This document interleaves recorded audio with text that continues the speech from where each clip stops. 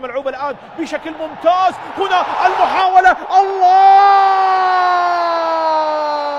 عراقي، هدف قادم. نعم، في هذه اللحظات تغيرت مجرى المباراة بشكل ممتاز.